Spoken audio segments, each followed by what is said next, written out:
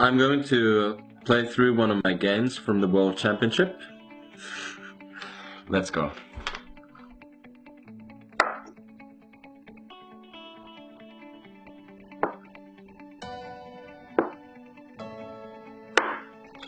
The fun thing about this beginning is that this happened in 4 of the games, so we don't know which game it's going to be yet.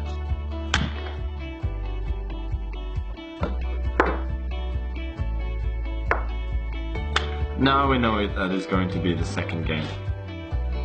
White against Anand.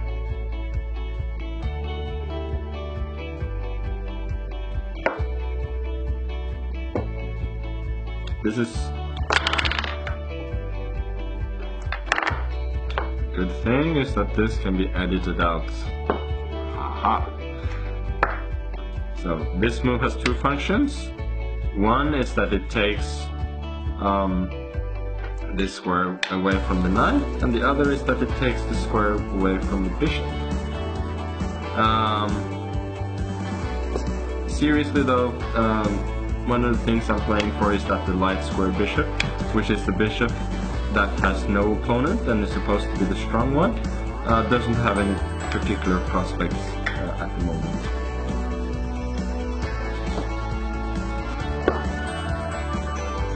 So here on the next moves, there are several alternatives, but the way that he played was relatively logical. I'll just mention that here it was also possible to play the move x6, preparing for d5. Now if I play a5, trying to trap the bishop escapes, and if I try to do this, for instance, then he can already strike in the center with d5 with a good game. Or a decent game at least. But he instead played a5, which makes sense. Now, again, he's probably going to play f6 and then d5 or even knight f8 on the next move. So I didn't see any particular plans other than to take the bishop and push in the center. Now a lot of things are equal. There are opposite colored bishops. The situation in the center is almost equal, but I might have a slight initiative and there's not too much risk.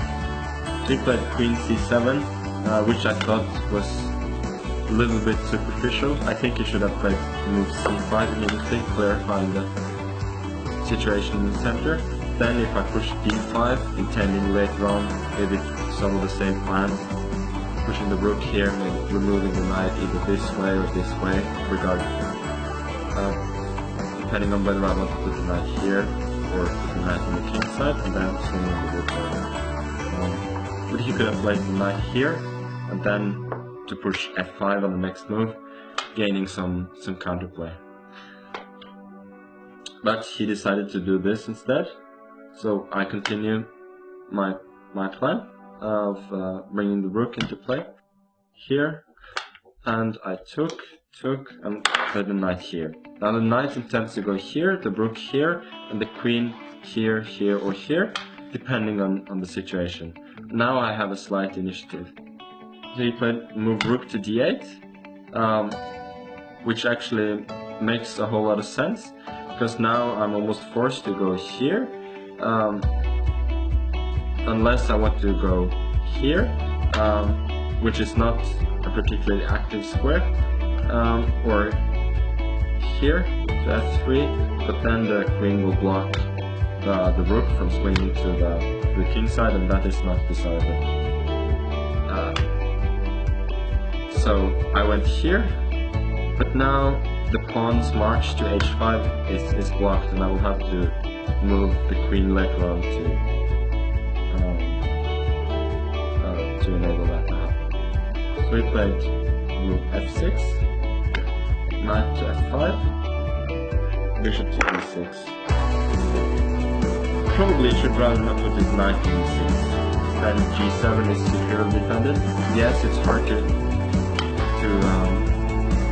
drive away the knight to f5, but there are no particular threats against his king. I move the rook here, move the king away. It's not easy to defend. Then you play the bishop, for the rook to g3. I must admit that I expected him to play the rook to g7. Even here, if I push the pawn, maybe he doubles rooks, play the queen to f3. I still have definite position here. So, then he put the knight here, which I thought was not particularly logical. But maybe it was not a bad chance, so I pushed the pawn here. Now I have several ideas. One is to play the bishop here, and after the pawn takes, I can take his knight and get an attack, or even take with the queen, and then push the pawn forward afterwards. You can just move the queen, then move the pawn forwards, attacking his knight and exposing the g7 square. We decided to relieve the situation by exchanging bishop for the knight.